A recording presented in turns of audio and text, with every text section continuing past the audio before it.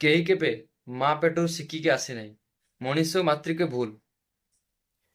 ଭିଡିଓରେ ଏମିତି କିଛି ଟିପ୍ସ ଅଛି ଯାହା ଆପଣଙ୍କ ଲାଇଫ ଚେଞ୍ଜ କରିପାରିବ। ଯାହା ଜାଣିଲେ ଆପଣଙ୍କ ୟୁଟ୍ୟୁବର ହବାର ସ୍ୱପ୍ନ ମଧ୍ୟ ପୂରଣ ହେଇପାରିବ। ପ୍ରଥମେ ଭିଡିଓକୁ ଭଲ ଭାବରେ ଦେଖନ୍ତୁ, ଲାଷ୍ଟ ଯାଏ ଦେଖନ୍ତୁ। ଲାଷ୍ଟ ଯାଏ ଦେଖିଲେ ସିନା ଆପଣ ଜାଣିପାରିବେ କ'ଣ ଭିଡିଓ ଟିପ୍ସ ରହିଛି। ଆପଣ ଟିକେ ଭିଡିଓ ଦେଖିକି ପଳେଇ ଯାଉଛନ୍ତି, ଦେଖଉଛି କାମ ହଉନାହିଁ। ଲାଷ୍ଟ ଯାଏ ପୁରା ଭିଡିଓ ଦେଖନ୍ତୁ। ଖରାପ ଲାଗେ କମେଣ୍ଟ ନିଶ୍ଚୟ ଜଣେଇବେ। ଭିଡିଓଟି ଭଲ ଲାଗିଲେ ଲାଇକ୍, ସେୟାର ଆଣ୍ଡ କମେଣ୍ଟ କରିବେ। ସବସ୍କ୍ରାଇବ ବି କରିବେ। ସବସ୍କ୍ରାଇବ।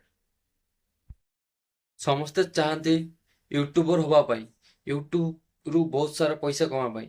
କିନ୍ତୁ ୟୁଟ୍ୟୁବ ପାଇଁ କଷ୍ଟ କେହି କରିବାକୁ ଚାହାନ୍ତି ନାହିଁ। କଷ୍ଟ କଲେ ହିଁ ହବ।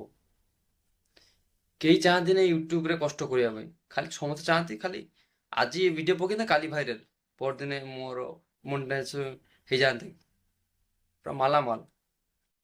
ଆଜି ଜାଣିବା ୟୁଟ୍ୟୁବର ହେବା କେମିତି। ୟୁଟ୍ୟୁବର କିଛି ନିୟମ ଥାଏ ଯାହା ସମସ୍ତେ ତାକୁ ପୂରଣ କରିପାରିନାହାନ୍ତି। ଯିଏ ପୂରଣ କରୁଛି ସେ ମାଲାମାଲ ହଉଛି। ଆପଣ ଜାଣିଥିବେ ୟୁଟ୍ୟୁବର ମାନେ କେତେ କେତେ ଶହ ଶହ ଟଙ୍କା କମାଉଛନ୍ତି। ସମସ୍ତେ ବା ୟୁଟ୍ୟୁବର ହେଇପାରନ୍ତି। ଯିଏ କଷ୍ଟ କରେ ତା କଷ୍ଟ ଫଳ ତାକୁ ମିଳିଥାଏ। ତାର କିଛି ନିୟମ ଅଛି, ତାହା ଆମେ ଜାଣିବା। ନମ୍ବର 1, ଡିସିପ୍ଲିନ ବା ଶୃଙ୍ଖଳା। ମୁଁ ଆଜି ଏଇ ଭିଡିଓ ପକେଇବି ମାନେ ପକେଇବି। ମୁଁ ଆଜି ଭିଡିଓ ବନେଇବି ମାନେ ବନେଇବି। ମୁଁ ସବୁଦିନ ଏଇ ଟାଇମରେ ଭିଡିଓ ପକେଇବି ମାନେ ପକେଇବି। ଡିସିପ୍ଲିନ ରହିବା। ଡିସିପ୍ଲିନ ରହିବା ଏତେ ସହଜ ନୁହେଁ। କହିବା ବା କରିବାର ବହୁତ ଫରକ ଥାଏ। ନମ୍ବର 2, ସଂକଳ୍ପ ନେବା। ସଂକଳ୍ପ ନେବା ମାନେ ଦୃଢ଼ ନିଷ୍ପତ୍ତି ନେବା। ମୁଁ ଡେଲି ଭିଡିଓ ପକେଇବି ମାନେ ପକେଇବି। ମୁଁ ଏହି କାମ କରିବି ମାନେ କରିବି। ମାନେ ଏ କାମ ସେ କହିବ କହିବ ଏଟା କରିବୁ। ସେ କାମ କେବେ ସେ ବନ୍ଦ କରିବନି। ପ୍ରତିଦିନ ସେ କାମ କରୁଛି ମାନେ ସେ କରିବ। ଯେତେ ବି ବାଧାବିଘ୍ନ ଆସୁ ସେ କାମ କରିବା ମାନେ କରିବ। ୟୁଟ୍ୟୁବରେ ଭିଡିଓ ପୋଷ୍ଟ କରିବା ଆଗରୁ ୟୁଟ୍ୟୁବର କପିରାଇଟ୍ ବା ଗାଇଡଲାଇନ୍ ଗୁଡ଼ିକୁ ଭଲ ଭାବରେ ଜାଣି ନେବା ଦରକାର। ୟୁଟ୍ୟୁବରେ କ'ଣ କଲେ କପିରାଇଟ୍ ପଡ଼ିବ, କ'ଣ କଲେ ଗାଇଡଲାଇନ୍ ପଡ଼ିବ, ତା ଭଲ ଭାବରେ ଜାଣି ନେବା ଦରକାର। ତା ଜାଣିଲେ ଆପଣମାନଙ୍କୁ ସୁବିଧା ହବ ଆପଣଙ୍କୁ ଭିଡିଓ ପୋଷ୍ଟ କରିବା ପାଇଁ। ତମେ ପ୍ରଥମେ ଜାଣ ତମକୁ କୋଉ ବିଷୟ ଭଲ ଲାଗେ ବା କୋଉ କାମ କରିବାକୁ ଭଲ ଲାଗେ। ଯେଉଁ କାମ ତମକୁ କରିବା ପାଇଁ ଭଲ ଲାଗେ ସେ କାମ କଲେ ତୁମକୁ ଆନନ୍ଦ ଆସିବ। ତୁମେ ସେ କାମ ବହୁତ ଭଲ ଭାବରେ କରିପାରିବ ଏଣ୍ଡ ତାକୁ ବୁଝିପାରିବ ଏବଂ ତାହା ବିଷୟରେ ଅଧିକରୁ ଅଧିକ ଜାଣିବା ପାଇଁ ତମକୁ ମଧ୍ୟ ଭଲ ଲାଗିବ। ୟୁଟ୍ୟୁବରେ ଏମିତି କିଛି ଭିଡିଓ ପୋଷ୍ଟ କରିବ ଯାହା ଲୋକମାନଙ୍କ କାମରେ ଆସିବ ବା ଲୋକମାନେ ଦେଖିଲେ କିଛି ଶିଖିପାରିବେ, କିଛି ଜାଣିପାରିବେ, କିଛି ମନୋରଞ୍ଜନ ହବ ଓ ଲୋକମାନେ ଜାଣିପାରିବେ ସେ କୋଉ ପ୍ରକାର ଭିଡିଓ ବନଉଛି। ସେ ଭିଡିଓ ଦେଖିବେ ପୁଣି ଫେରିକି ଆସିବେ। ପ୍ରଥମେ ତମେ କିଛି ଭିଡ଼ିଓ ବନାଅ। ବନିଥିବା ଭିଡିଓକୁ ୟୁଟ୍ୟୁବରେ ପୋଷ୍ଟ ନ କରି ଭିଡିଓକୁ ନିଜେ ଭଲ ଭାବରେ ଦେଖ। ଭିଡିଓଟି ତମକୁ ଭଲ ଲାଗିବା ଦରକାର।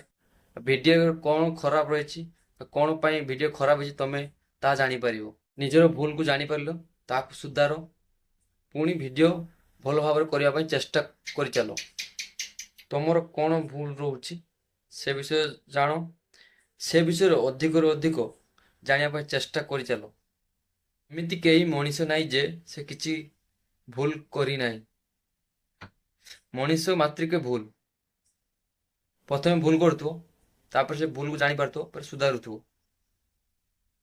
କେହି କେବେ ମା ପେଟରୁ ଶିଖିକି ଆସେ ନାହିଁ। ସେ ସବୁ ଏଇଠି ଶିଖିବାକୁ ପଡେ ତାକୁ। ଭିଡିଓ ପୋଷ୍ଟ କରିବା ସମୟ ନିର୍ଦ୍ଧାରଣ କର। ମୁଁ ପ୍ରତିଦିନ ଏଇ ସମୟରେ ପକେଇବି ବା ମୁଁ ପ୍ରତି ସପ୍ତାହରେ ଏଇ ଦିନରେ ଏଇ ସମୟରେ ପକେଇବି। ତାହେଲେ ଲୋକମାନେ ଜାଣିପାରିବେ ସେ ଭିଡିଓ ପ୍ରତିଦିନ ଏଇ ସମୟରେ ପକଉଛି। ଲୋକମାନେ ଆସିବେ, ଦେଖିବେ। ଲାଷ୍ଟ ମେନ୍ ଟିପ୍ ହେଉଛି ଆପଣ ଏମିତି କିଛି କହିବେ ଯାହା ଲୋକମାନେ ବୁଝିପାରିବ, ଭଲ ଭାବରେ ଶୁଣିପାରିବ, ଜାଣିକି ସେମାନଙ୍କୁ ଖୁସି ଲାଗିବ। ଆଉ ନିଜର ଭଏସ୍ ସବୁ ସମୟ କ୍ଲିୟର କହିବେ କ'ଣ ଆପଣ କହୁଛନ୍ତି। ପ୍ରଥମେ ଆପଣମାନେ ଟାର୍ଗେଟ ରଖନ୍ତୁ। ମୋତେ 100ଟା ଭିଡିଓ ପୂରଣ କରିବାର ଅଛି ପ୍ରଥମେ। ଦ୍ୱିତୀୟରେ 200ଟା ଭିଡିଓ ପୂରଣ କରିବାର ଅଛି। ତାପରେ 300ଟା ଭିଡିଓ ପୂରଣ କରିବାର ଅଛି। ସବୁ କାମରେ ଧୈର୍ଯ୍ୟ ରଖିବାକୁ ପଡେ। ବିନା ଧୈର୍ଯ୍ୟରେ କେହି କାମ ସଫଳ ହୋଇନଥାଏ। ଧୈର୍ଯ୍ୟର ଫଳ ସବୁବେଳେ ମିଠା ହୋଇଥାଏ। ଧୈର୍ଯ୍ୟ ରଖିବା ଶିଖ। ଆପଣ ଭାବୁଛନ୍ତି 3-4ଟା ବା 10-20ଟା ଭିଡ଼ିଓ ପକେଇଦେଲେ ଭିଡ଼ିଓ ଭାଇରାଲ ହେଇଗଲା ଆପଣଙ୍କ ମନିଟାଇଜ୍ ହେଇଗଲା, ସେମିତି ହେଇପାରିବନି। ଆପଣ ପ୍ରଥମେ ନିଜର କାମ ଭଲ ଭାବରେ କରନ୍ତୁ।